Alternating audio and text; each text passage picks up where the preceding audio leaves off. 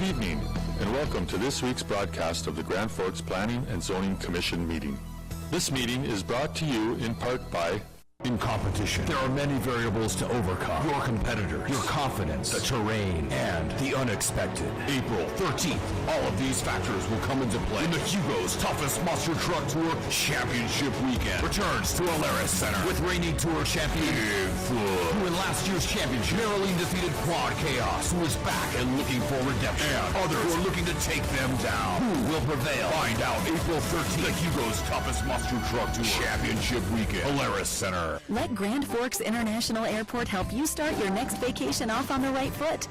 Grand Forks International Airport offers flights to the sunny destinations of Orlando, Las Vegas, and Phoenix on Allegiant, and connections anywhere in the world through Minneapolis-St. Paul on Delta. Forget the hassle of long drives, parking nightmares, and stressful check-ins. The convenience of flying locally means less headaches and more time for you. Grand Forks International Airport, your airport, simply grand. How many things in your house connect to the internet? Let's see. Computers, smartphones, gaming console, maybe your appliances and lights. They say that by the year 2020, the average home will have 5 devices for every one person. I don't know about you guys, but I don't want to be average. We're going to need much better internet. Midco Extreme Gig is here. Life-changing. Know what's in this box? Well, in case your crystal ball is broken, here's a hint. Safe, reliable energy, for starters, but there's also a commitment to this community.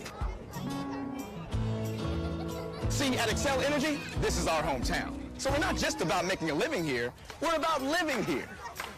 Oh, I wish I had wings. In our community, we're always delivering. Excel Energy, responsible by nature. As a farm kid from North Dakota, I was raised to face challenges head-on. But that was put to the test when I was diagnosed with cancer as a teenager. Now, I'm determined to help kids overcome illnesses like I did. So I started my journey at the University of North Dakota. With hard work and determination, I'll help others like my doctors helped me. I'm making my impact. How will you make yours?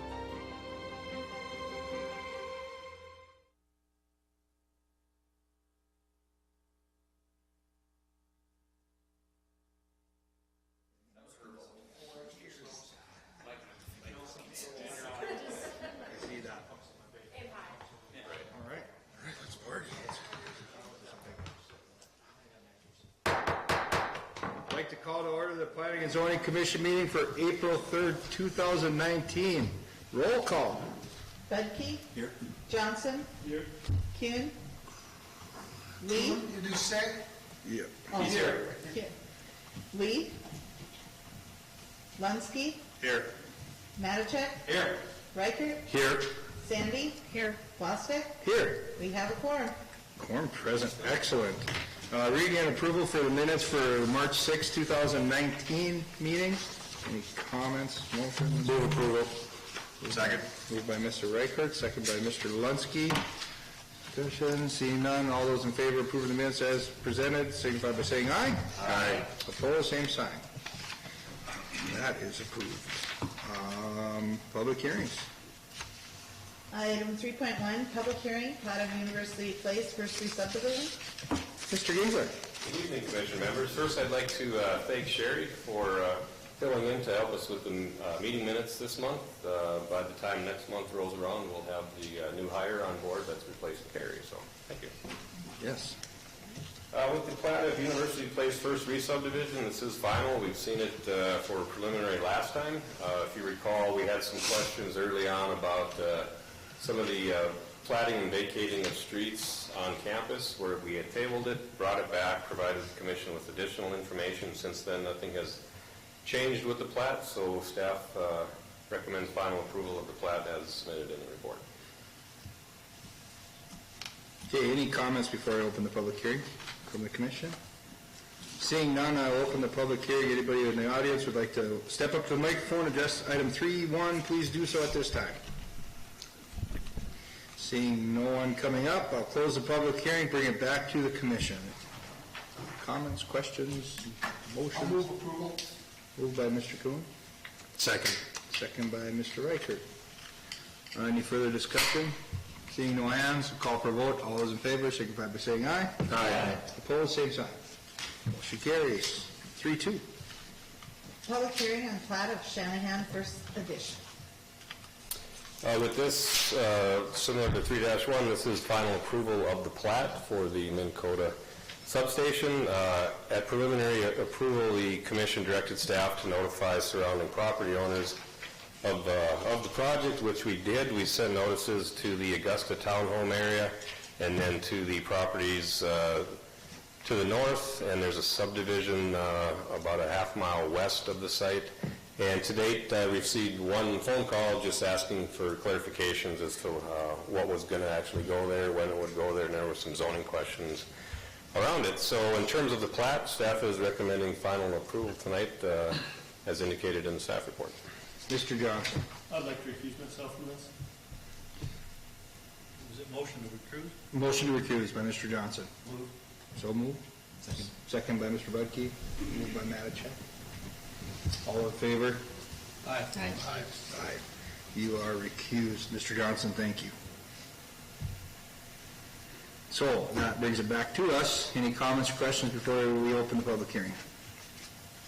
Seeing none, I'll open the public hearing. Please step up to the microphone and address item 3.2 at this time. Seeing no one, close the public hearing, bring it back to it. Oh, we've got, please, step up to the microphone.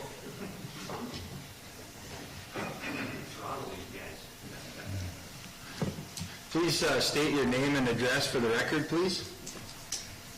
Bo Bateman, address 6500 32nd Avenue South, Grand Forks.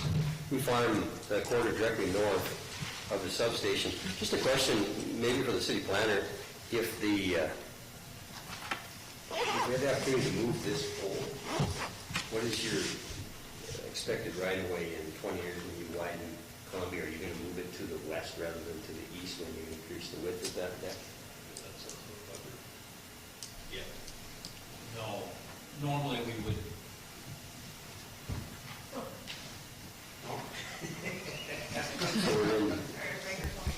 Normally for right-of-way widths, we would obtain right-of-way on the east and the west side. Obviously, the east side is already platted, so there would be some additional right-of-way on the west, but I can't tell you right now what it would be. How about specifically, if you were to widen that deck, what we're trying to do is we have an opportunity to relocate this pole out of your right-of-way. It's going to be larger anyway. It's going to be improved and changed. So with the opportunity to do something better with that, how far west are you comfortable with? I think that the utilities... Why don't you give me a call, and we'll kind of take a look at it. I can't give you an answer right now. Okay. That's a good idea if we're relocating anywhere. Right. Okay. Thank you.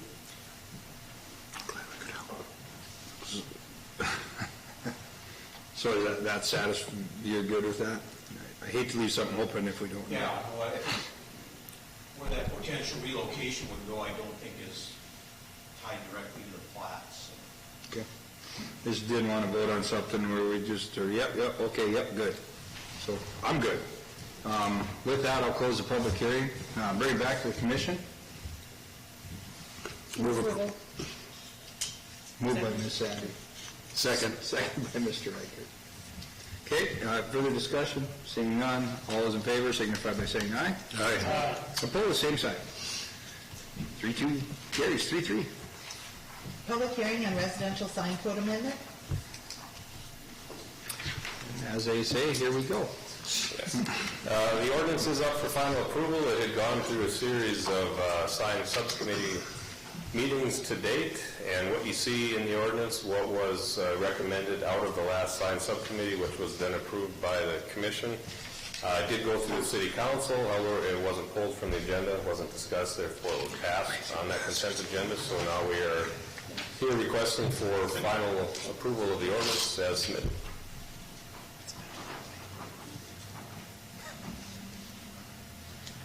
Okay.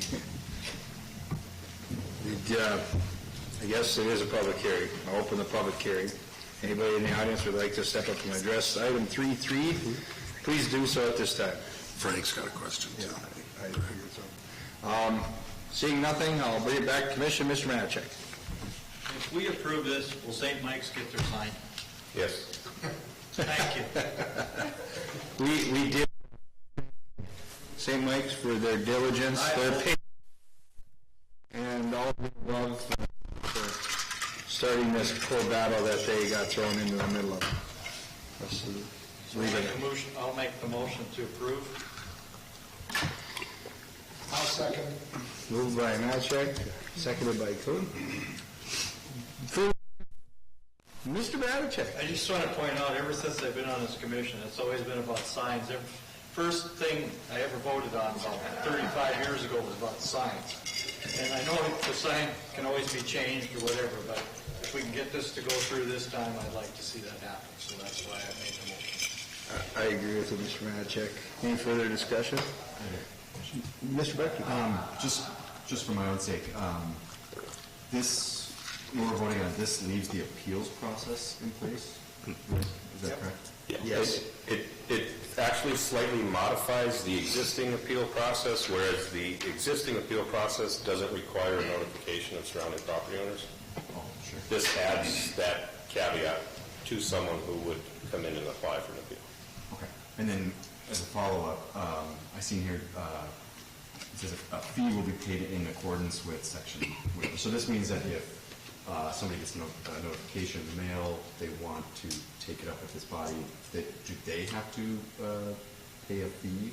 Did I read that correctly? No, typically that, of course, we've never been necessarily challenged in that way, but the original applicant would be charged the fee for the application, and then I think a subsequent, if an adjoining property owner would appeal, then we would address it at that time. It's, again, something that we haven't been confronted with. Okay, right, thank you. Brad? I forget, I remember seeing the email, what was this, you wanted to have another committee meeting, we're voting on this now, what's that going to do? The up-and-coming sign subcommittee will deal with a sign proposal from the University of North Dakota for a master signage plan for the entire campus. So it's unrelated to this ordinance, so we're done with this one. So therefore, I think if you wanted off the site,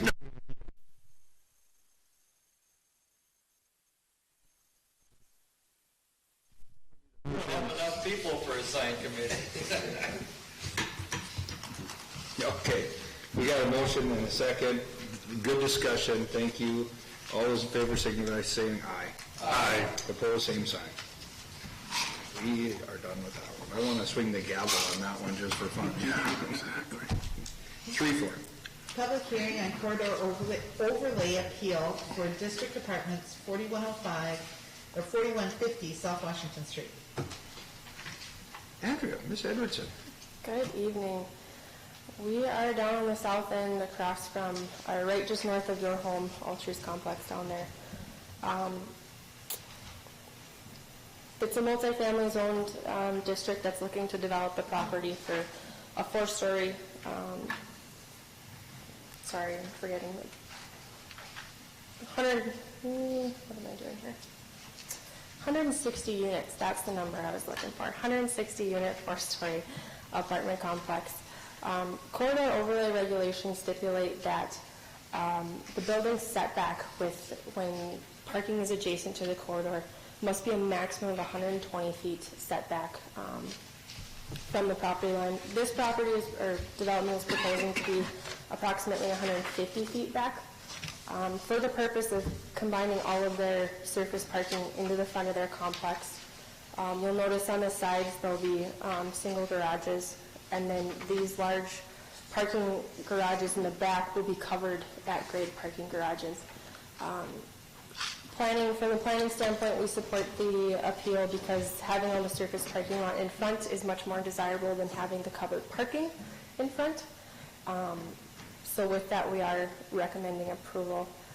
Included in your staff report would have been elevations of the proposed building along with a rendering as well. If there's any additional questions, I'd be happy to answer them. How many units did you say, Andrew? 160, 35 per acre, which meets the zoning regulation for the property.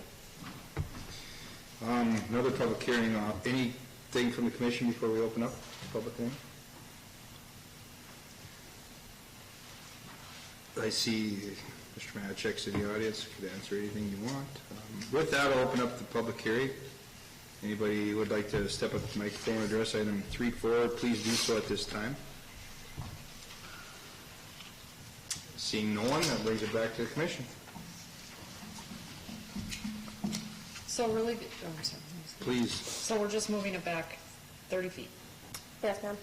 Otherwise, everything else is fine? Yes, ma'am. All of the building materials outlaid in the corridor overlay are being met, along with all the other stipulations with code. The only thing being asked to be varied is the 30-foot difference.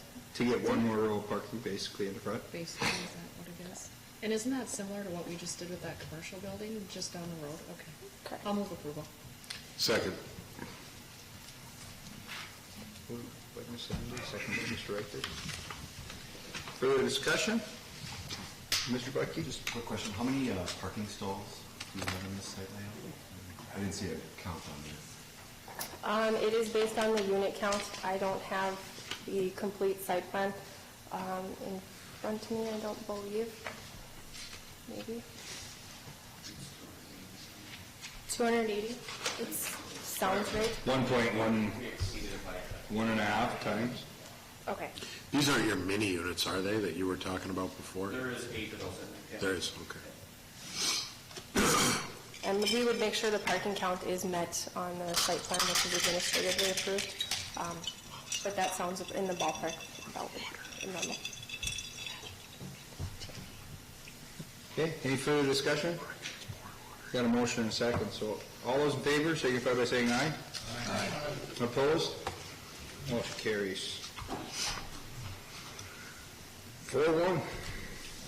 Edgewood Village First Re-Subdivision. Now, I believe we are going to cover 4.1, 4.2, 4.3, 4.4. Have a breakup and re-vote on all of them, but talk about them all together. That is correct. So first, what I'd like to do, as Mr. Waswick indicated, we'll talk about all the details that are going to be involved in each one, and then we'll go back and vote on each one individually. I'm just going to start with a very brief discussion to orient the commission to where we're looking, and then Mr. Phil Giese, on behalf of Edgewood, will then kind of present some information to the commission and kind of share with you what the overall plan is for the development. So the area we're looking at, identified on this vicinity map, it's bound on the north side by 40th Avenue South, on the south side by 47th Avenue South. The westerly boundary is the current South 19th Street, and the easterly boundary is the current south end drainway alignment. If you notice to the west, just for reference, the Park District has the ball diamonds, and to the east we have various densities as a multifamily, as well as all the medical facilities for the Altru South Campus. So I'm going to, as I indicated, I'll turn it over to Mr. Giese, and after that we'll work through the questions, and then I'll go back and then we'll identify the individual elements per each of the four staff reports. Thanks, Brian. I'm Phil Giese, president of Edgewood Development Group and Edgewood Group of Companies, 1762 Lydia Circle, Grand Forks. Although, as my neighbors knows, I'm never there, right? So, in 1996, where we built a 36-bed memory care facility in East Grand Forks that we still own and operate today. And since then, we've grown to about 64 facilities across the upper Midwest. And about 42 of those we built ourselves, and we still own and operate. In this case, we've been looking to build in Grand Forks for some time, but we've really held back because of the demographics. The demographics really haven't gotten to the point where we saw a need, and that's partially because of the flood that happened in '97 and some of the people that left the community. But we want today, I think there's about 9,000 people 65 and over in Polk County and Grand Forks County. That's scheduled to go to 12,000 people within 4 or 5 years. So we've got a 20 to 25% increase in our 65-plus population over the next few years. And in our facilities, which are primarily independent living, assisted living, and memory care, is we provide a lot more service today in our facilities than we used to. And the design reflects that. So in most of the facilities that we're building today, we have a heavy Medicare and healthcare component to the buildings. So in this case, we have 2 outlots that are designed for healthcare services. So one would be,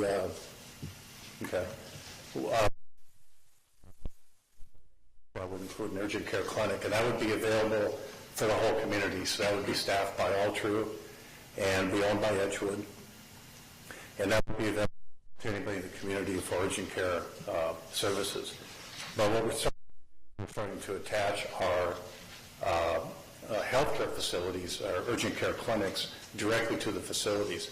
And the whole idea is, as people age, they'll in a hospital or a skilled nursing facility. So what we've done is, we're one of the first in the upper Midwest to do this, is we've created a process where we have our physicians actually do home visits within our assisted living facilities for a lot of cases. If somebody falls, if somebody has a change of condition, if they have an illness, instead of taking them over to the emergency room, which is real expensive, or to the hospital or to a skilled nursing facility, we actually bring the physicians and nurse practitioners into the buildings, and we do home visits right in their apartments.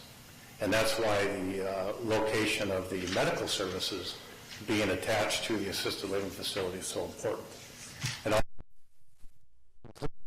is about 40 twin homes. These will be single-level twin homes and patio homes for seniors around the water retention pond in the back there. And our physicians will actually do home visits within those homes as well.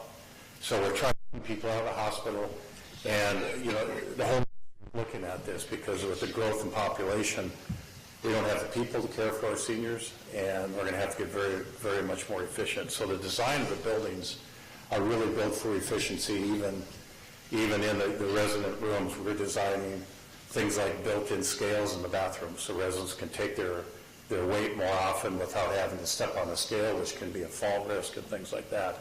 So there's a lot of buildings today that we never even thought of 15 years ago. There's a second outlot that will be available for possibly dental.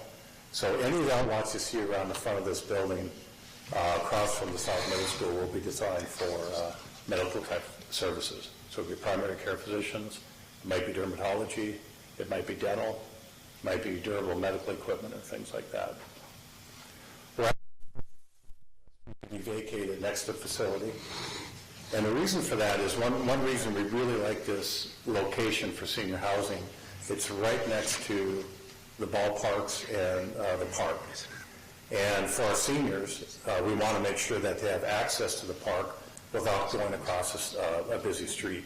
So we're asking that 19th Street be vacated, and there's some remuneration for that that we're going to pay to help, and then just provide a lot more better access for the residents.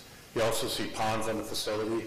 We first did this in Fargo. We have an Edgewood Village in Fargo that's on 40 acres that we developed in 2007, and these ponds will actually be stocked. We have a deck that goes out over the water. The seniors can go out there and fish if they want, or things like that. So there's a lot of amenities built into the facility. So I stopped there for a second, just ask if you have any questions about the development and what we're doing. I'm just looking here at 4.3 PUD Amendment 12, and the amendment that I'm looking at is, and I don't know if I'm not looking at the right thing, but it looks considerably different from the map that I'm looking at on the screen. Right. This was one of the early designs. I think we've got the more current one. Right, yeah, the diagram itself now is just simply meant for just some illustrative purposes, but in terms of the actual PUD layout is what we'll get into. The map that you're seeing here is the same map that's in your agenda packet, except this one is is colored for the individual sub-areas, but when I get into my portion of the actual PUD, we're going to talk through each individual sub-area and how it correlates to the plat and the proposed uses. So, do you have a rendering of what you're proposing?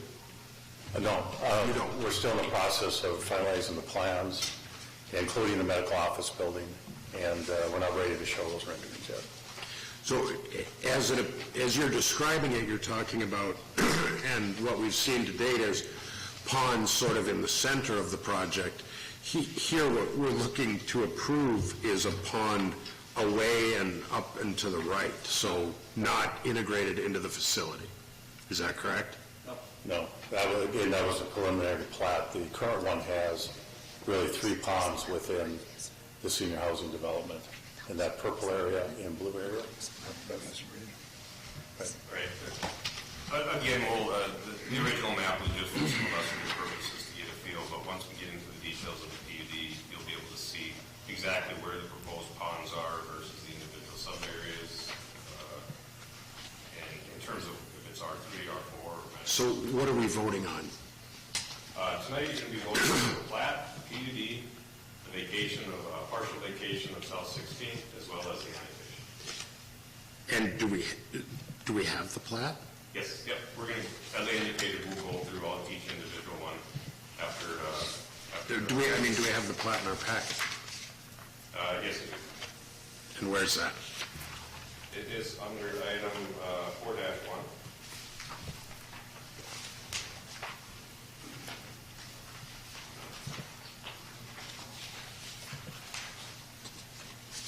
It's the preliminary Edgewood Village first re-subdivision plat. For illustrative purposes, I've identified all the lots on the plat with the letter, and we're going to talk about each one. Alex, to clarify,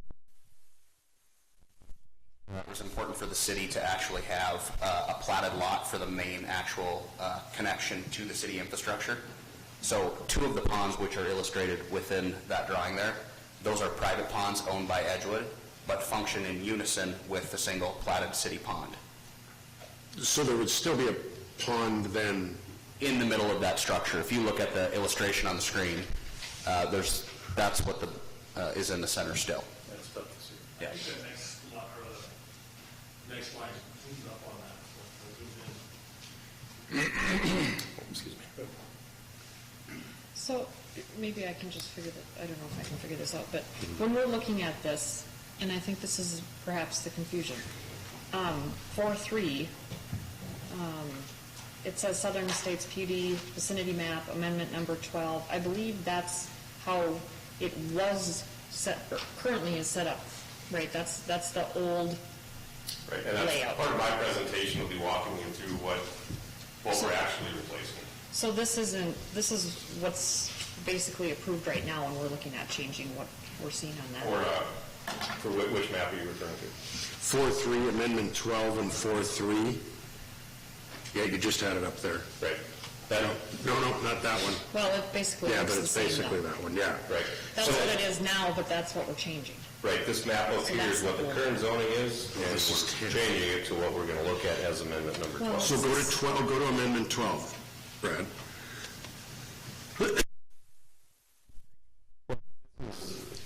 What's being proposed for amendment number 12. Okay. Okay.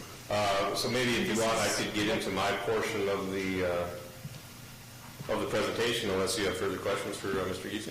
I think what you're proposing for Amendment 12, that would go in this space. Yeah. So that's why that looks different, and the pond is in a different spot. No, that's... I don't know. Go ahead. I think, let's... Yeah, go ahead, Brad.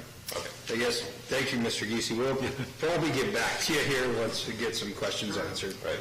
And there's a lot of maps, a lot of things that we're looking at. So before I get to the specifics, first we'll talk about what is currently on board. So in your packets, what's identified as Map A, current PUD amendment number 10. So this was approved a few years back, along with a plat for the property. However, that development never occurred, so the plat never recorded. So the zoning is still intact, technically. but it's not tied to a plat. So what we're doing is amending number 10. And the reason why we're talking about number 12, because there's a current amendment number 11 that's actually located way on the other side of the whole PUD, so that number is spoken for. So we're focusing on amendment number 12. So when we look at what the current amendment number 10 is, in the map is turned sideways essentially. So the left portion of the map is 40th, the very far right is 47th, and then the southerly part in this map is the South 19th. So basically what we knew of as the current zoning, we designated R1 and R2 uses north of what is 44th Avenue.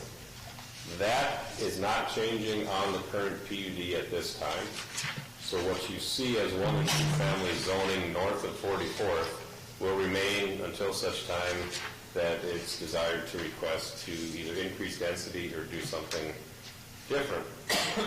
On the south side of 44th Avenue, when that was approved, it was approved for essentially a large part R4 multifamily, which is the kind of the orangish color. The purple was R3, and then the green was a storm pond. So now what we're doing, shifting gears, and now we're going to walk through, now the map is oriented the north-south. So again, on this map, the R2 and R1, north of 44th, that remains until such time. And to the south now, so basically between 44th Avenue South and 47th, that is the area that will be going under the changes to reflect the various uses that Mr. Giese referred to. So for simplistic sakes, I just identified the parcels by letter number. So as we indicate in the staff report, parcel A will be used for up to R4 multifamily. There's a storm pond that would be dedicated to the city, which is right in between parcels A and B. B will be R3 residential with some of the medical uses. Brad, can I just stop you? I'm looking at the plat, and those letters are different. Yes. For discussion purposes, this is just the PUD. We'll talk about the plat. All right. So, letter C on the PUD number 12, that is for all four R4 residential. Letter D is the main internal campus area that the actual assisted living facility will be in, and all the other incidental uses that would be accompanying with that facility. That is going to be zoned, for now we're just calling it mixed uses because it'll have the residential aspect of it, as well as potential memory care facilities, nursing, medical services, some other accessory uses. Again, that was just covered in the previous discussion. Parcels E and F are the outlots where there's potential for clinics and other commercial/medical type uses that could be located on those two lots. So really, tonight isn't the time to actually be looking at building designs and those types of reviews. Right now, we're just establishing the individual sub-areas within the PUD to establish the proper zoning for the uses then that will ultimately be proposed.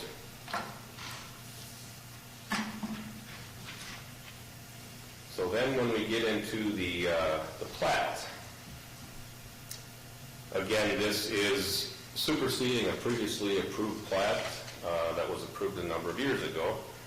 Again, in this case, 44th Avenue bisects the overall site, so what's referred to as parcel A on the plat, again, it will remain platted as one large lot, but the internal land uses will remain as R1 and R2. When we go to south of 44th, these individual areas are the same areas that were identified on the PUD, and this is just representing that each one of those sub-areas now will be on its own platted lot. And it should also be noted that 44th Avenue is proposed to go across the south end drainway to connect ultimately to 44th Avenue South, where the new signals were just installed not too long ago for the four-way signalized intersection there at 44th and South Washington. So that adds we think, a good part of the transportation aspect of this entire area to make that connection. As well as you'll see, there is a newly dedicated South 17th Street that will connect 44th to 47th Avenue, which again will help with the overall traffic circulation in the area for people needing to go not only internally to this site, but also by coming north on this stretch of 17th Street, you can either go east to Washington or west, and then ultimately connect up to 40th Avenue South. So we talked a little bit about the PUD, the plat. Another item is the actual vacation of South 19th Street. So what's identified as the hash mark here on the plat shows a stretch starting right at the southerly line of 44th Avenue South, going south to 47th Avenue. That's the area that's subject to the full vacation of the street right-of-way. Technically, 40 feet goes to one side of the property, 40 feet goes to the other. In this case, Edgewood is in negotiations with the Park District to determine if Edgewood would take over that 40 feet from the Park District. But that is up to the two private parties to make that determination. And if that is going to be the case, then the legal paperwork then gets created and the land is then transferred from one party to the other. And in terms of the annexation that's involved, there is an updated annexation map and ordinance. Myself and one of the engineering staff met with Howard to brush up some loose ends from the original ordinance and map that were sent to you. So this annexation ordinance will supersede and repeal a previously approved annexation ordinance that was tied to the initial plat in PUD. And similar to the plat, because the subdivision plat never recorded, the annexation never recorded. So really, the plat, the PUD, and the annexation are all meant to supersede any previous actions taken by the City Council. So if I haven't convoluted it enough yet, I would open it up to questions that you have pertaining to any of the agenda items. Again, this is preliminary. There's still work to be done on utility master plans and those types of things, but that work is in progress. So staff would open it up to any questions at this point. Mr. Rickett. North Street between 47th and 40th from Washington to 20th. Right, if we use this map that we have, there'll be South 17th Street that would be newly platted that would connect to the internal, and then all the way to 20th. So right, the south half of South 19th Street would no longer exist. So you could still get there, it would just be a north, a jog, and then over. Or South 20th, of course. And what does Mr. Grasser think of that? Well, I'll let him ask. That's what I was asking him. Come on, then. We did have a discussion about that. That is a change. I think one of the things that consideration here, a lot of the properties that road will be servicing are going to be this medically related and probably won't generate the volume of yeah, the only you're going to have access, right? But even on the south where you have the density, there's not going to be as many vehicle trips generated from that class of users. So the one thing I was going to add that I think we talked about, and I didn't see it in the technical, until we get the utility master plan sorted out, we're going to retain a utility easement on the westerly half of 19th. On the vacation. Yeah. Did I answer your question? On the westerly half of, so on the park side of 19th, you'll keep the easement? Correct. And that's because they are locating some utilities under their conceived master plan on the easterly side. So it would be your thoughts that if they do develop the north half as it looks like R1 and R2, that those people will access through 40th, they'll go to 40th to Washington or to Columbia, that they won't be trying to come down and pour onto, I don't want to have all of a sudden people saying 17th is the only way to get there, we need a light at 17th, you know, that sort of thing. I think if you look at the original master layout that was conceived out there, 19th was going through. And so really you would have only had one north-south connection in any event. And would that have linked up with South Middle School, that approach at South Middle School 19th? I can't answer that one right off the top of my head. It looks like it would. It's going to be close, but I don't want to say it does. There we go. Mr. Gingrich got it. Yeah, it would, okay. But again, on something like this, it doesn't always hurt to have two T intersections instead of one actual intersection because it distributes that traffic. So in this case, I don't think that's necessarily a bad thing. So 44th will come through and split the property right to the remainder of 19th, correct? Correct. Right, I agree with that. I agree. And the only way we can get in there is here, which is fine. So just so you know, those baseball diamonds are heavily populated during the summer, during the weekdays. I got kids who play out there, and that street, 20th is full of cars, and every side street is full of cars. So just so you know, if you're going to split that property and coming in off of Washington, 44th will become a huge busy road. On that note, 4 nights a week. The Park District is anticipating on building additional parking facilities in this area to alleviate that on-street parking issues. You're still going to get there. I just want to make sure people without kids don't realize how much that is utilized through 44th. Will be the new coming from everybody on that end of, we'll cut through there to get to it. Mr. Marichek? Yeah, I just want to point out, I'm going to vote for all of these with the exception of vacating South 19th Street. If everybody's happy doing it, that's fine. I just don't think that's a good idea. Why? Why, Frank? To get to those properties, the school, parks, all that stuff, it's another access. You're already talking about too much traffic. You talk to the people over here on the southern estates on the other side, and on those nights of the games, I mean, the traffic through there is incredible. So.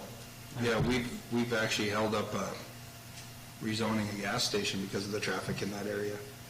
Miss Sandy? Yeah, I want to point out, though, I would be supportive of that vacation because I drop my kids off at that school, and the last thing we need is one more road coming out of that parking lot. That's supposed to be a one-way coming into South, or excuse me, going out of South, and cars are still coming in. And we've got kids crossing the road, and so I like that you go right or left, and you can't go straight because it's really something before and after Just school. seems like a long stretch to vacate. I understand what he wants to do to get people across to the park. I understand that, but it seems like to me there's going to be another bottleneck there. I agree pushing the pause button on the vacates. I mean, just to talk about it, discuss it is a good idea. Is there any sense in making a street on the east side of the property as opposed to the west side of the property? On that top R2, so you don't have a road running along that park with all the kids playing soccer and all that in there? Does that make any sense or no? I think the way things are arranged now are probably as good as they're going to get. With the caveat, we know the Park District is going to build more parking facilities to alleviate that on 20th. And we'll get back to how the overall plat is functioning. And I guess to Ms. Sandy's point, this part that's being vacated on the plat right at this point is that area that aligns directly south to that access point. So there's still vehicular access on what we're establishing as South 17th, but then it'll disperse east and west and north rather than coming out right at the entrance of the middle school. And the A and C, or on what you have up there, would be E and B, the 2R4 areas. How many units are we talking about in those 2R4 areas? Fairly low density, Alex. We're looking at 100 on B, and there will not be apartments on A. It is just zoned that way for the configuration of the fourplexes right now. Oh, so you're probably going to put fourplexes over there? That's what you saw in the schematic rendering, was what Phil alluded to was the 30 units of, or 40 units of patio homes. That's right, so this Oh, would be okay, more I see. accurate representation. Yeah, this would be the most accurate, yeah. Right, with the two outlots being in red, the purple being, the main facility with the storm ponds. Yep. So do we need those to be R4? In terms of land use, right, yeah, I guess this map does say R3. Yeah. Which allows 3 or more, attached units versus an R2, but the density is still relatively low, as shown on this map. Okay. And then for C, you don't have anything planned for the R4 on the east side of South 17th? We have a restrictive covenants from the seller that it can't be utilized for market rate for homeowners, so we just haven't even paid attention to it. So it's got to remain vacant for now? For a period of time, there's burn off on it, so. And what's across the street? A bunch of people that are going to come in and yell at me because you're building a big apartment there? No, good. Always Alex. Okay, they can yell all they want. But yes, we do feel that the vacation 19th is paramount to this project as far as just the accessibility. To move everything that way? Well, not only that, but just the accessibility for the seniors to cross with very limited traffic flow. You run a street that long, it's going to turn into a drag racing track. So I feel it still provides the traffic flow that ideally we need. I mean, we've dropped the density in that 47 acres from, we were approved at well over 1,000 units in that 47 acres, and now, we're in about the 500 mix, so. How are those seniors going to like 500 screaming kids playing soccer at 7 o'clock in the morning? Great nightlife for them.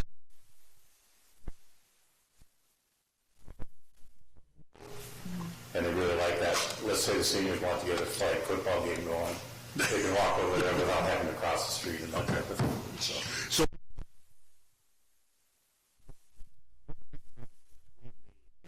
Park and like Unit A, those townhomes. Would be the transition. Basically, there's a street in there, and then... Well, there's not, no, if we vacate 19th, right now a soccer field or baseball diamonds, whatever they the are. back are, yes. Okay. On one side, right. The other will back a pond.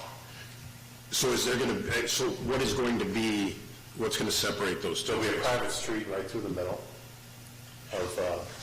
Yeah, but right. But I mean, you said they're going to want to be able to just walk over to the park. Right. Will they have to access that like through 44th, or will they be able to walk directly out their backyard and onto, I mean, are they going to be kicking soccer balls into their backyard? It's a substantial distance, but yes, that is theoretically what we're after, is them to basically look out to an expansive park. And be able to walk out there. Okay, so there's not... Soccer balls coming over, but... Okay. And Alex, we'll work with Parks and Recs to have connectivity from our sites over there through sidewalks, but purely at the schematic point of this, we're not ready for that yet. Okay.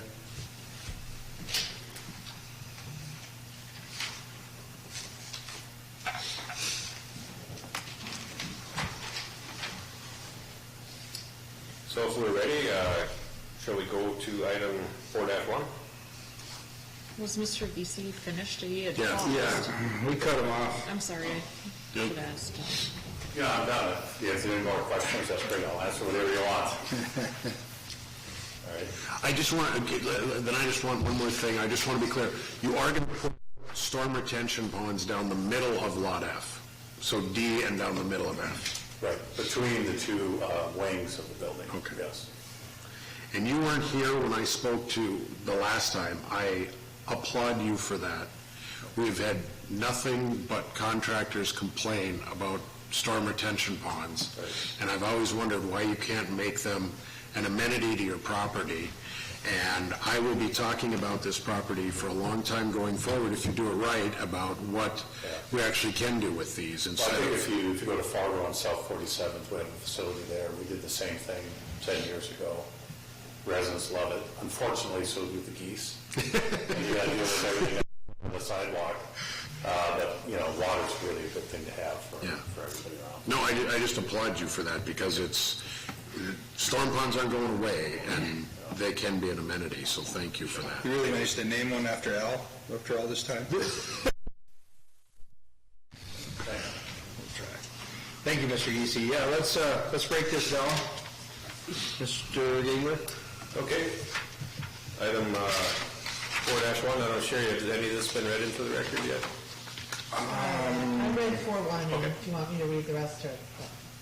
So if we're ready to act on 4-1, again, this is preliminary. There's still things that need to be tweaked, but staff is recommending preliminary approval of the plat of Edgewood Village first re-subdivision as presented.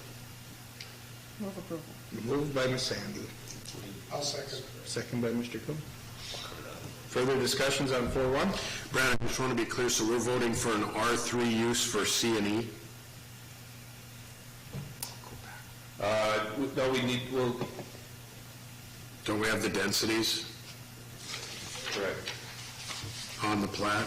Well, the densities right now are only established by what the district is, whether it's 16 units or whether it's 50, but when we get further towards final approval, we'll have an indication of how many units are being proposed to identify. But I think, Mr. Corman, you indicated on the map on what's shown as A, this should be R3. And C's R4. Okay, all right. So staff would make that correction. As shown on the PUD map, that parcel A should be identified as R3 rather than R4.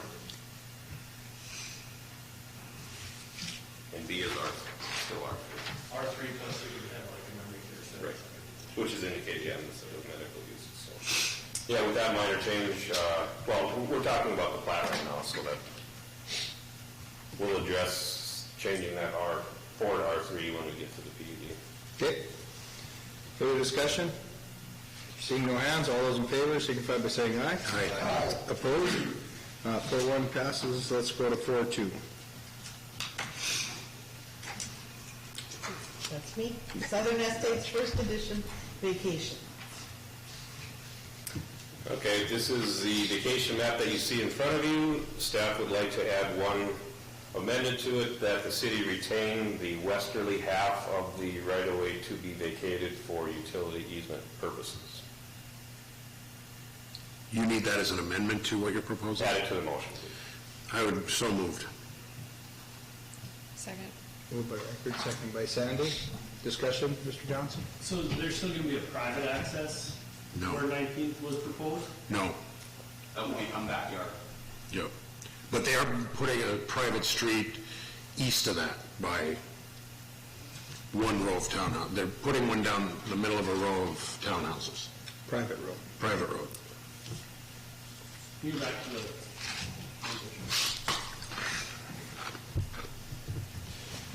Right, so... I was direction for...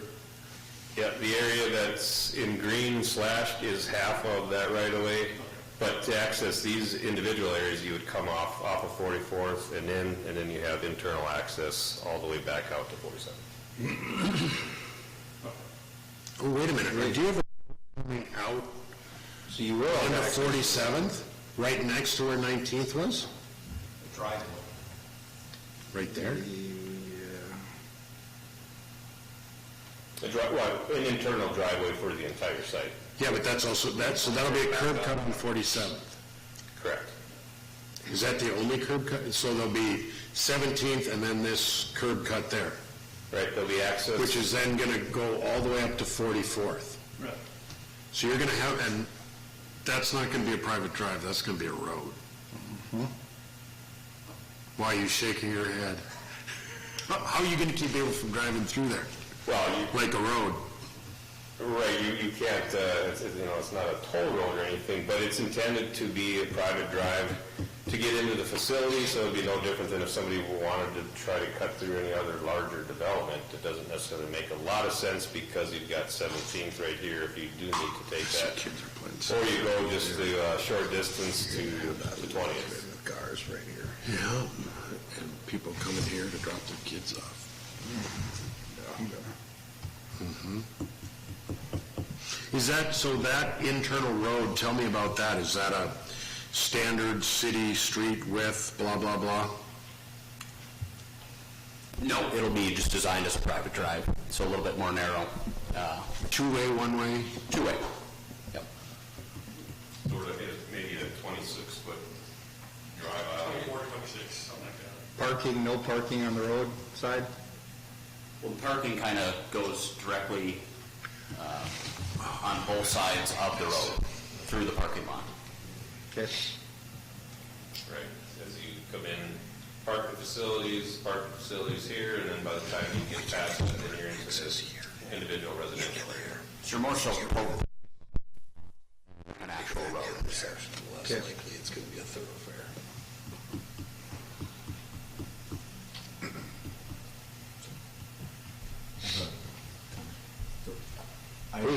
I share some of the reservations about the vacation. I understand the idea here, and I also think that this, your comment about becoming a drag strip is a good one, and I think it's one that we should recognize as a design problem that applies not just to new development, but to development all over the city. Just my 2 cents. Thank you. Thank you. Any more discussion? So if we approve this, does that approve the curb cut or not? No, this, in terms of the vacation, you're just acting on the vacation. The curb cut access is a part of what will become a approval of the site plan. Yeah, and that would just be subject to the setbacks from other... Correct. So yeah, kind of. Well, it makes it important is what it does. John, explain to me some more on why I shouldn't be worried about this. As far as vacating that street? It's not, no, vacation of the street, I mean, I get that, I'm fine with that. What I'm concerned about is the road that you're replacing it with. I assumed when I looked at it, that on this, the townhouses that were on the park side there, that road was going to end there at the end of that brown strip and not go into access, and that your access into the facility would be more in the middle of the parking lot, so that there wouldn't be necessarily a connection. We do that for the fire department to be able to traverse around the site. Is the fire department okay with you building a road that's too narrow? That wouldn't be too narrow for their trucks to drive down. It'll meet all minimum requirements for any fire apparatus lanes throughout the entire site, not just this roadway. But I think this internal drive to the overall function. Yeah, but then we're making it too narrow and portions of the site. It's a jog on 19th. And you're going to have people bitch and bitch and bitch about it. So what? Huh? You think people are complaining?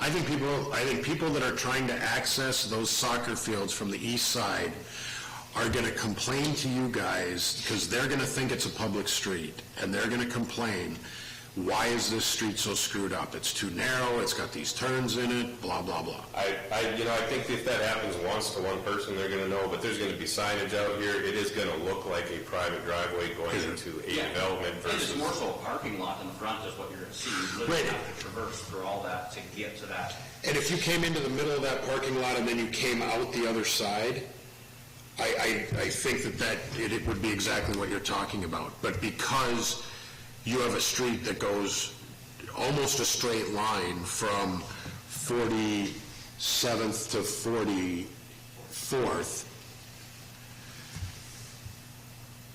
without them ever going through a parking lot, really, are they? No, they are going through the entire parking lot.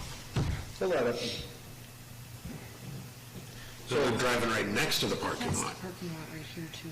How big of a deal would it be, John, to give us a caveat here and throw the entrance over in the center? We can center load that and then do a right in, right out if you want, like we did at Park Well, Point. can you just come up here, John, please? Right next to you. Yes, please. Oh, boy. It's getting real.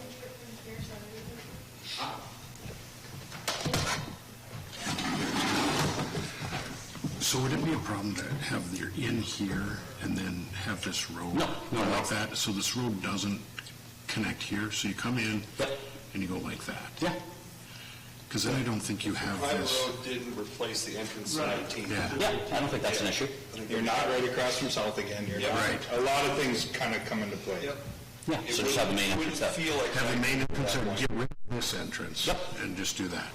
Thank you. I love it. Yep, that's, otherwise I'm voting on the vacation. Yep. Right. John, if you can explain what you know. Matt just laughs.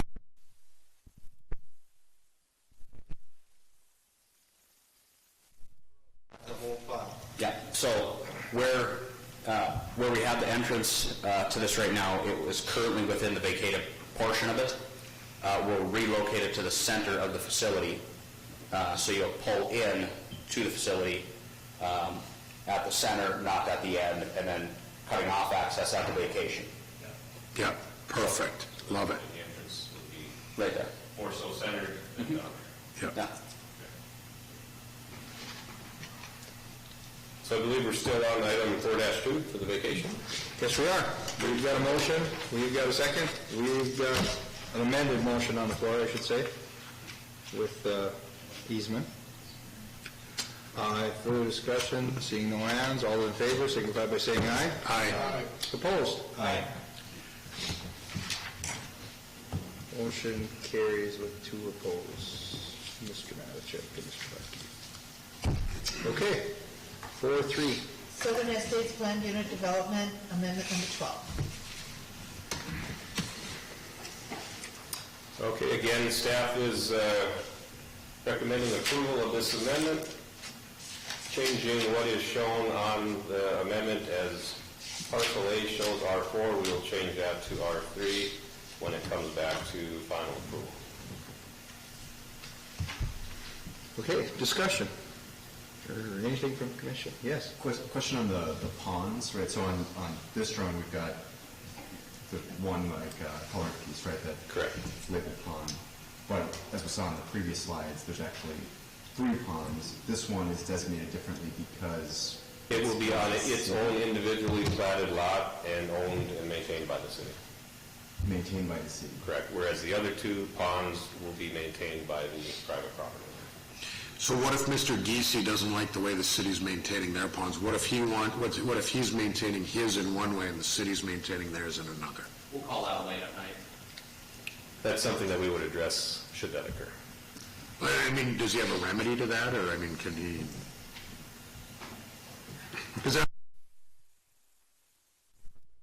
We actually have that situation right now in town, off of 42nd Street there, south of 17th Avenue. Basically that, it's a dedicated city pond, but the property owner says, hey, I'd like to maintain it. And so we just did a quick agreement. So essentially he'll be maintaining it. Until you're tired of doing it, and then we'll take it back over again. Okay, that's fine. Thank you.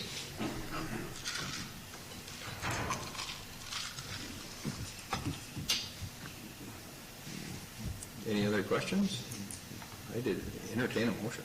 Move approval. Second. Moved by Ms. Sandy, second by Mr. Lunsky. Further discussion, seeing no hands, all those in favor signify by saying aye. Aye. Opposed, same sign. 4-3 carries. 4-4. Annexation of portions of Edgewood Village First Street subdivision not previously annexed. And lastly, this is the annexation for the entire site that we've been talking about. Staff is recommending approval of the annexation. P&Z only sees it once. It will be forwarded to the city council where it will be introduced and a public hearing will be scheduled. So staff does recommend approval of the annexation. Any issues? Is that property in the southeast corner of the parcel annexed, or is that going to be out of? That is not a part of the annexation at this time, so it would remain unannexed at this time. Brad, why do we do this now instead of when we give final to the other ones? Because if the other ones fail, which I don't see them doing, then this lot is annexed in already. Why wouldn't we do this at the same time that we give final approval to the others? The way the process works is that the annexation ordinance coincides with the preliminary approval of the plat. So when the plat comes back to council for final approval is when the public hearing process had already been advertised for the annexation, so they catch up with each other. So if one's not consistent with the other at that time, then we would have to adjust accordingly. So there's not a worry that these guys are going to get stuck with property that's annexed if they decide not to build on it? Okay. Mr. Matichak. Just want to clarify, what you meant was the piece that says undeveloped in the corner? Yeah. That's just, okay. That's not a part of any of this. We don't own it. We don't own it. Yeah. Right. There's a house there. Move approval, Moved by Ms. Sandy. Second. because Second I by like annexation. Oh, we did? Did we already do that? All those in favor signify by saying aye. Aye. Opposed, same sign. Getting a little punchy where it must be done. Exactly. 4 or 5. Columbia Park South, Plan Unit Development, Amendment Number 3.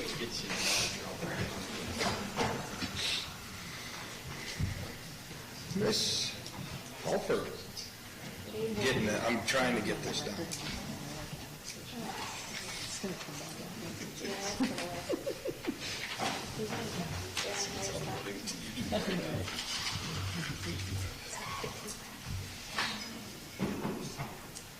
Sorry, just a second.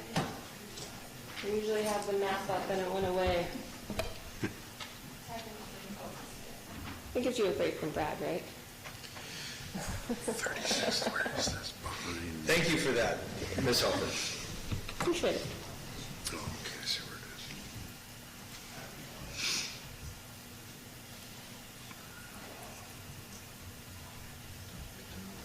Right here.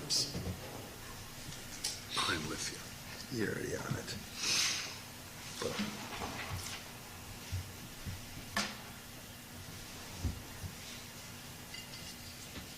Well, maybe it's a birds. There we go. All right, so we're just off of 32nd, behind Worthia is the property we're looking at. So just off the corner of South 20th Street and 36th Avenue South. So we're looking at this property right here. Currently, it's zoned B3. The applicant is looking to rezone it to R3 zoning. This request fits with the area. We have a lot of R4 around the area, and they're looking at to do 40-unit apartment for seniors. And I guess we just open up to any questions. It's pretty simple. any questions for Stephanie? Move approval. Moved by Mr. Reichert. Second. Second by Mr. Lunsky. Discussion, seeing no hands, all those in favor signify by saying aye. Aye. Opposed, same sign. 4-5 carries. 4-6. Technical road corrections ordinance relating to the Grand Forks, East Grand Forks 2045 Metropolitan Transportation Plan update. Mr. Dingler. Chairman Wozniak, there is no presentation for this agenda item. Thank you, Mr. Dingler. In your staff report, you'll see a copy of ordinances number 4696 and 4698. Those were the ordinances that we recently adopted for the street and highway element and the bike and pedestrian element that we had presentations through the MPO. After we got the ordinances adopted, it was brought to our attention by the city attorney that the ordinances were not numbered correctly. So what this ordinance does is it's not changing anything of substance. So the plans that were approved don't change. This is a technical corrections ordinance to go back and make sure that the three elements that have been approved in the plan are numbered accordingly. Move approval. Second. By Mr. Reichert and Mr. Matichak, second. I have a comment. Please.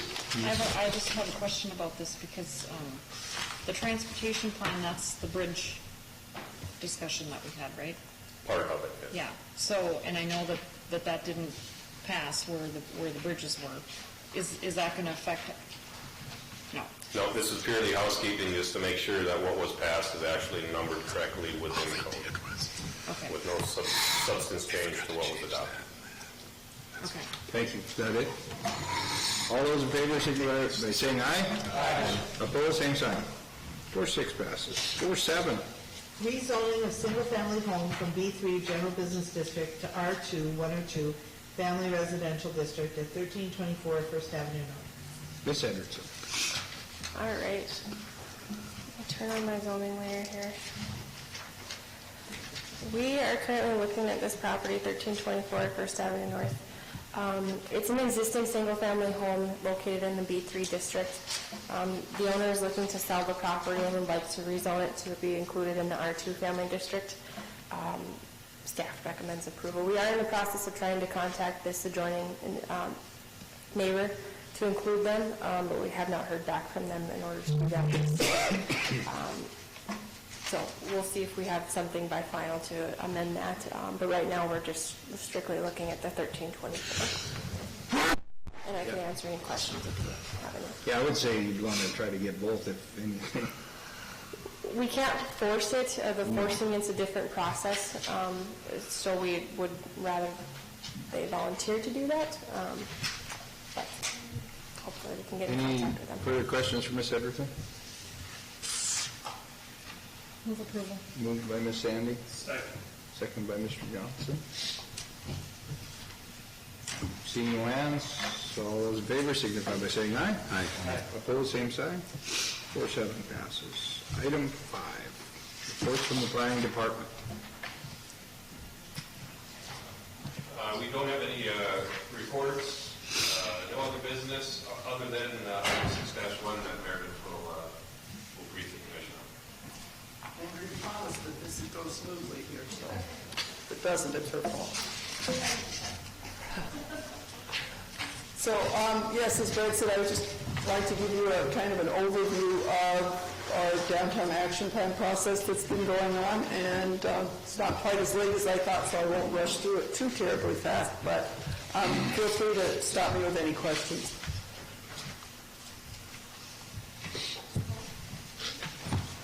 Nothing's happening. Oh, that was the mouse you said. Okay.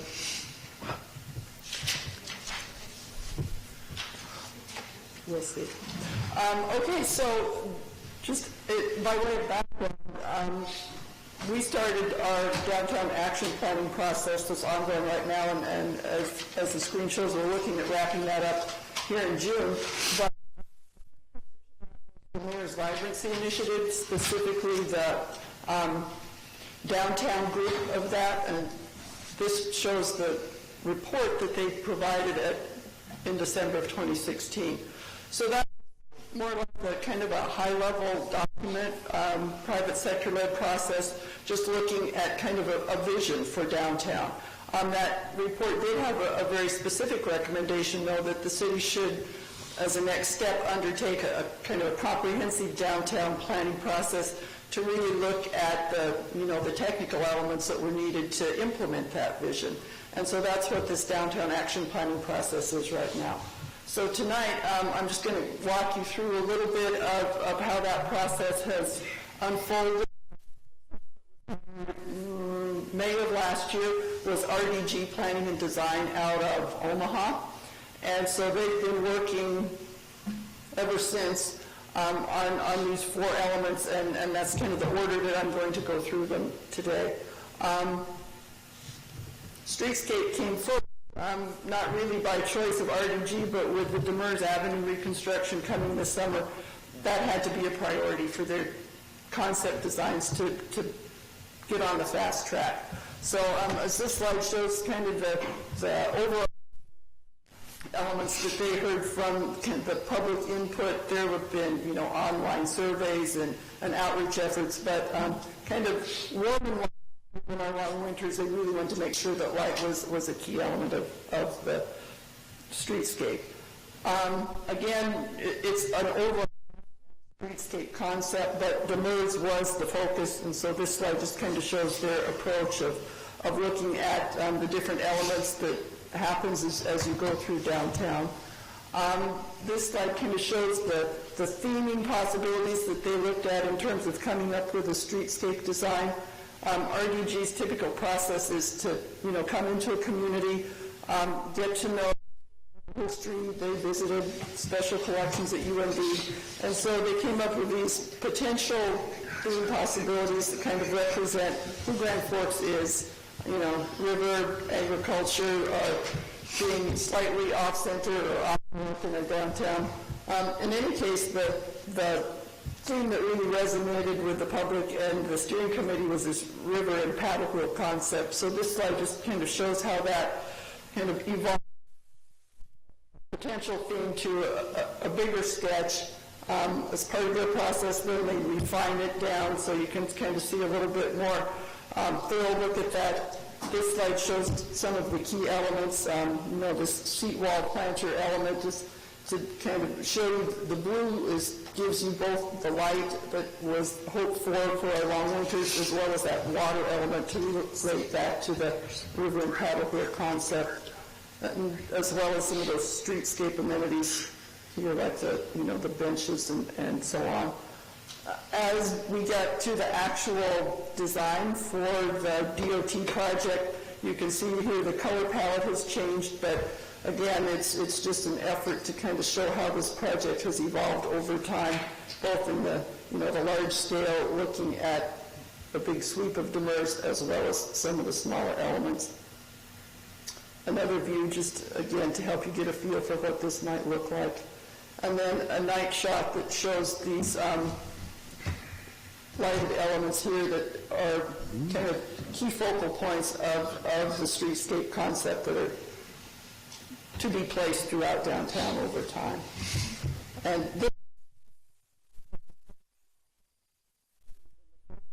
this is a downtown streetscape, so this kind of shows you what that streetscape might look like as we go up north on 3rd Street.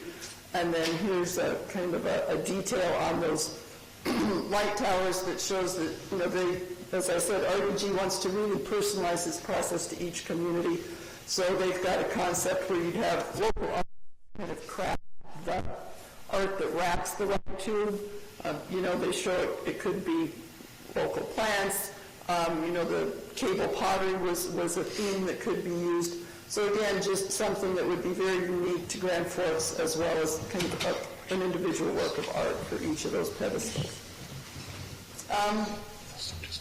Just to leave streetscape here real quick, the actual Demers project will be bid here next week. So as you can imagine, this was a very accelerated process for RDG to go from concept to actual execution in less than a year. Next on their list was to look at parks and open space in our downtown. The starting point was, if you recall, the controversy over clearly no public consensus on which parks were meant to be permanent parks and which ones were transitional. So as part of this process, we want to make sure that that is clear. And much like with Demers kind of dominating the streetscape, Town Square was really the focal point of RDG's efforts in kind of coming up with renderings and concepts. But this slide shows you, some of the other things that they were looking at. And much like with streetscape, their process began with some public input. There was a meeting up here in council chambers, and people were asked to look at some of these elements down here and vote by putting a penny in a jar or something. Anyway, the upshot of this was, what do you love about the town square that we have now, and what could we change? And so RDG took some of the concepts and feedback that they got from the public and came up with 3 very distinct renderings here. These were done during a design studio workshop held over at the Herald Community Room, which I found fascinating to just watch landscape architects kind of do this on the fly. Andrew, I think you were part of that, and as an observer. Jamie, maybe were you there too? Yep. So anyway, that was again part of their public process to let the public watch the pros do their thing. These 3 concepts then, based on again feedback with the steering committee and others, kind of evolved what you see here. This is Town Square, and then this kind of shows the idea that the improvements in Town Square should all relate to the streetscape elements and then also connect down here to Loon Park. And then these are shown as kind of mid-block elements that would help, if you want to kind of think of South 3rd as a festival street, ways to kind of help enclose or gate off parts of the street as appropriate during certain events.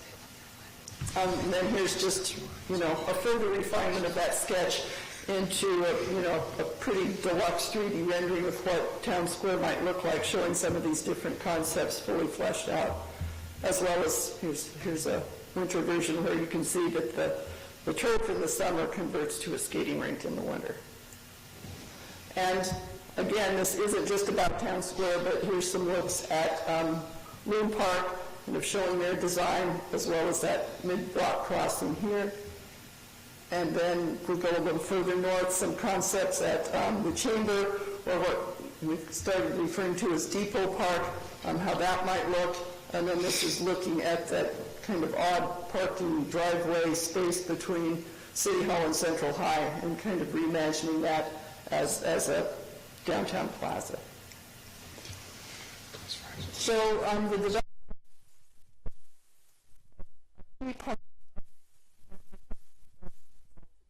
we had the more visual elements, but we also really wanted to look at redevelopment opportunities downtown, especially keeping the water plant site in mind, knowing that that would be, approximately a 4-acre parcel that could really transform our downtown. So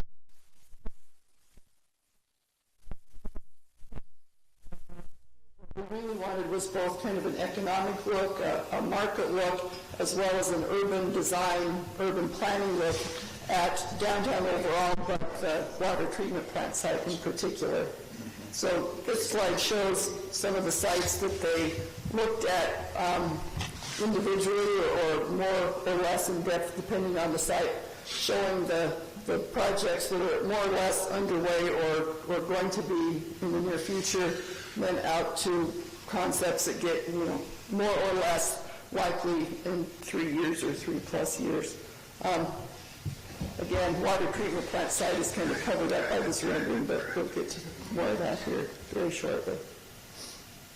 And so here's, again, an initial look where you can see it's just an aerial photo where they've overlaid tracing paper and started sketching things out.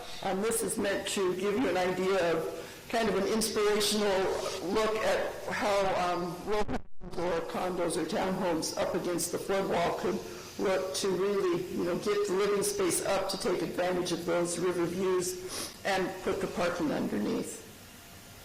Again, this is another community and meant to be inspirational more than they're trying to show. And then here's a more refined version of that where you can see here's Minnesota 4th Street. Their concept is to have low-density single-family here on the 4th Street side where it would really blend with the existing neighborhood that surrounds it. Both the density and the building move closer to the river. Again, take advantage of those views over here. And then they have a concept for a mixed-use building here as you get closer to the edge of the more conventional downtown. They also look at kind of what they refer to as the city core. Here's the county courthouse, county office building. They see this site here that's currently, a vacant lot and a surface parking lot of the county, and Centennial Park with the clock tower in it as a nice redevelopment opportunity. This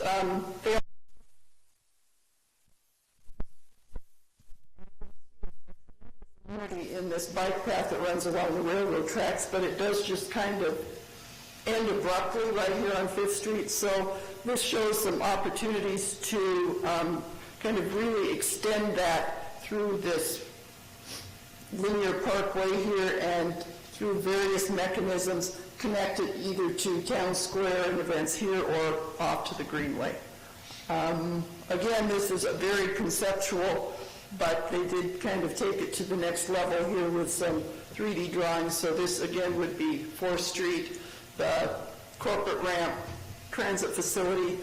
This, as they described it for pedestrians, you kind of have a desert right here in the middle of downtown. So as you're walking, you've got interesting things to look at, and then you kind of run out of interesting things and have quite a bare area to cross before you get to a next potential destination. So they see this as a site with a lot of opportunities to put something that would help be attractive to pedestrians, both visually and as a destination.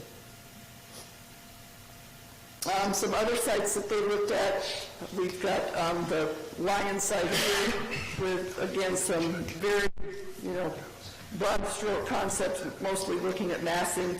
And then this is a concept for at the townhouse, that green space that is here, redeveloping it as kind of a mixed-use project with multiple elevations. Wayfinding, in our minds, that's kind of a part of streetscaping, but RDG kind of saved that towards a little bit later in their process because they are actively, before they were hired by the city, they were working with UND on a wayfinding plan in conjunction with their Cooley to Columbia program. So they kind of gave the city the benefit of using UND as a guinea pig and learning what DOT would and wouldn't allow. Just recently, they have provided some concepts for downtown wayfinding.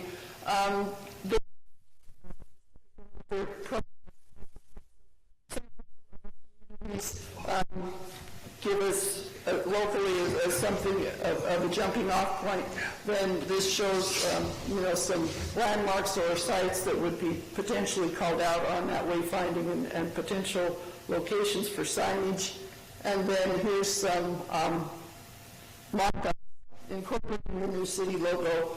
I've got, I think, 2 of several designs that they showed us as potential styles for our wayfinding. Again, this is kind of, I don't know, they're maybe 60% through their wayfinding process, where with streetscapes there, it's pretty much overall, but the final document. So, in terms of what's next, when I was talking about the redevelopment strategies, I didn't mention that when we looked at hiring a consultant to help us with our redevelopment strategy, we looked also at, we would like some help with our downtown design guidelines. Those that are getting to be 20 years old, in RDG's eyes, that is part of our development or redevelopment strategy rather than called out as a specific element of the plan. But for you, this is probably one of the most important parts or something that you will be directly involved in. And RDG is really just getting that review underway now. They have looked at our actual documents.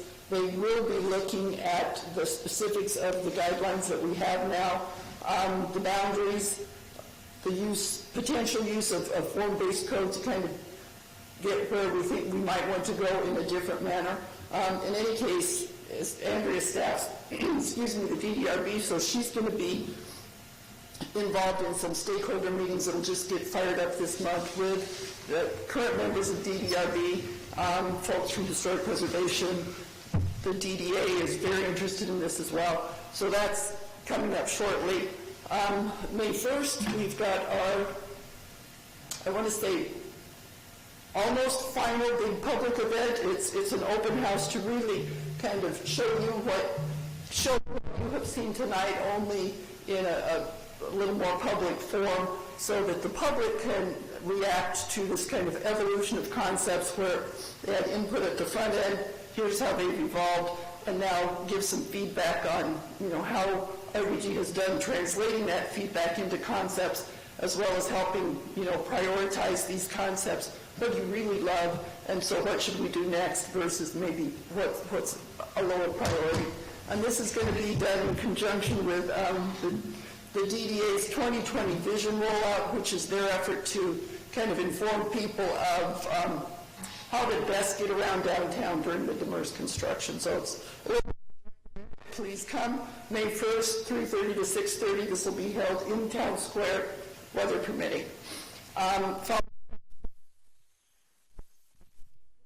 We're calling an implementation roadmap, which will take that feedback from that last open house in terms of priorities and attach some budget dollar amounts to some of those bigger high concept projects. And then last but not least, we will be getting final documents hopefully in the June time frame It will not be a master plan per se. That's, they were hired to do an action plan, not really a master plan. And so the format that those documents will be is this compendium format. So for streetscape, we'll get a standalone document that kind of walks through the research that they did into the community, the ideas that led to the theming, and how those evolved. And so we'll have 4 of those that will be presented to council likely in that June timeframe. My voice is failing. I will stop talking and take any questions. Mr. Reichert. Thank you.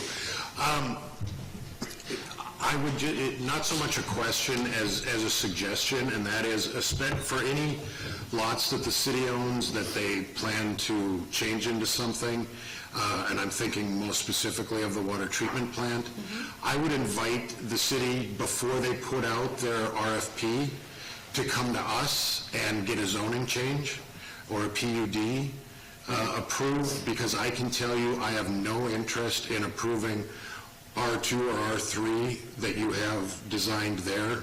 If we're going to expand downtown, I don't want to just put in some townhouses where the water treatment plant is, and I would vote against probably anything like that.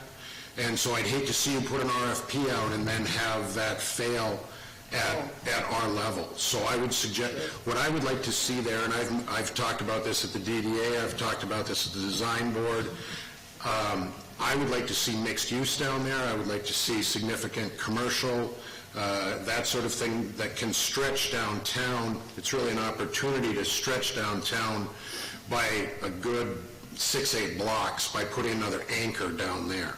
So if someone comes to us and says, I want to put R2 townhouses over that entire thing, I think that does the exact opposite. It's building a nice little neighborhood, but I don't think that's what we need. So I would hate to see you go out, get an RFP for something like that, and come here, and you would, I know from my point of view, you would get a lot of pushback from me on this committee.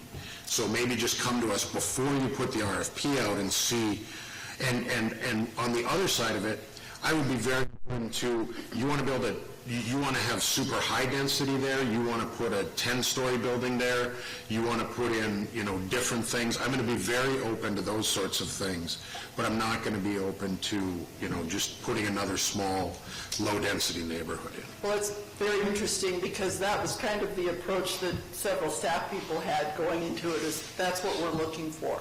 And when the consultant came to town, they really challenged that approach, is that you have an existing neighborhood. Why would you want to completely alter that neighborhood and probably grow out of proportion to what downtown Grand Forks is ready for? So that's a very specific response to your comment, but what that really shows is we're still very early in this process. And so there's going to be plenty of opportunities for public comment that can, either challenge or grow to understand some of these concepts that RDG has proposed for us. So, and I appreciate that, and I would be certainly willing to be open to listen to something like that. But again, I would say make sure that before you put out an RFP, before anything goes out that you're asking for people to submit bids on, that you've been before us and the city council ultimately to decide, is that what we are going to plan for that area? Because we're in charge of planning, and we need to be involved in that as early as possible. Absolutely. Okay. Well said. Any other comments, questions for Meredith? Maybe just one thing. You've got the form-based code on this slide. Could you just elaborate? Is that a specific set? RDG is not going to write a form-based code. Is that correct? What are they doing? Well, they're really just kind of looking at how would form-based code be perhaps a better alternative to what we're trying to accomplish than our current approach with design guidelines and a design review board. So I can't really give you any specifics on what that might look like because they're really just kind of scratching the surface of that now. But again, this would be, code that would come directly to you before it would go to city council for any sort of action. Most of these things that I talked about are, the streetscape is going to be done through a DOT project, or the wayfinding through a different thing, but this code review, any changes will come directly to this group for action. I'm very interested in a form-based code for this neighborhood. I'll just throw it out there. I'm very interested in opening this up to the many talented developers we have. Spending money on consultants, and I'll leave my comments there because I'm one of them.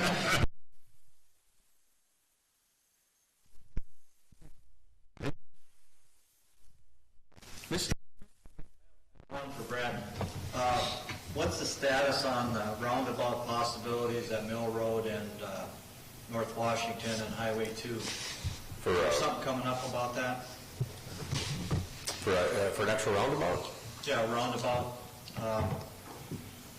I thought there was something in the pipeline about a roundabout at Mill Road and North Washington. There was a study that the MPO started. It's referred to as the skewed intersection study. It's that general area. You could use other words than skewed. Right, but due diligence, trying to figure out what could the future fixes be to help some of those alignments, which are... So Earl's doing that then, or what? Right, the MPO is conducting And I'm sure he'll keep us informed? Yes. Okay, thank you. There's an upcoming open house for that. I don't know the exact date, but we'll email it out. Yeah. Okay. And I have one more question probably for Meredith. Where the town square remodel or renovation, where's the funding coming for that?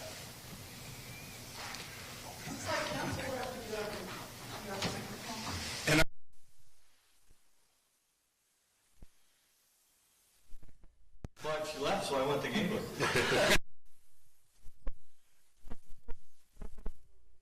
We do have some carryover funding from past years in the beautification program. Based on what you saw, this is a pretty elaborate redo, and so we don't have any cost estimates yet, but my guess is that we'll be looking for funding sources, potentially, sponsorships to... I guess my biggest question is us investing into this spot of land that is kind of a capacity for most of the events that are held in it right now, and should we be looking at another location? Oh, okay. Well, that was... Jamie? I have lots of ideas. You have lots of ideas. Well, I think as I said at the beginning of the Parks and Open Space discussion, that was part of the charge was let's kind of come away with this process knowing what are our permanent places. And I think there was a sense that Town Square is really a beloved spot, and in its 20 years in existence, communities really kind of become attached to it. The paddle wheel is very iconic. Mm-hmm. So I think the plan that they have proposed, while it doesn't expand the footprint, it really opens it up by kind of tearing down the walls around the perimeter and making it presumably a little more free-flowing so that as events could start in Town Square but, spill over into the Greenway more easily, expand down South 3rd Street. So, yeah, to your point, we're not really growing Town Square, but presumably... It kind of looks like a big investment for a small return to me. Right. So, I'd love to talk more about it to whoever is planning this a little bit. Well, come out May 1st and keep coming out. Okay. Or call her. Anytime, Jamie. Okay. Thank you. Sure. Thanks, Meredith. Appreciate your presentation. Mr. Gingler, I need a motion. Are you done? Fine, sir. One thing, just one quick announcement. Mr. Lunsky and myself will be going to this year's American Planning Association conference. The rest of us can sandbag my house. And the rest of you, so Jamie and I will be going to that. We leave on April 12th. We come back, so I would anticipate when we get back, he and I will put together materials that we came across at the conference and kind of share some of that with you guys. Oh, good. With that, staff has nothing further. Move to adjourn. Moved by Mr. Riker. Second. Second by Mr. Lunsky. All those in favor signify by saying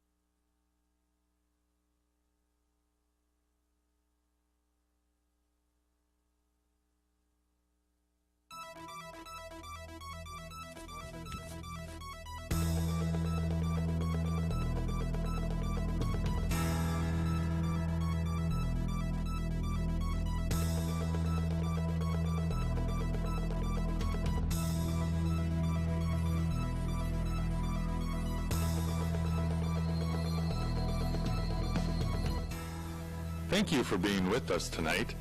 This meeting has been brought to you in part by...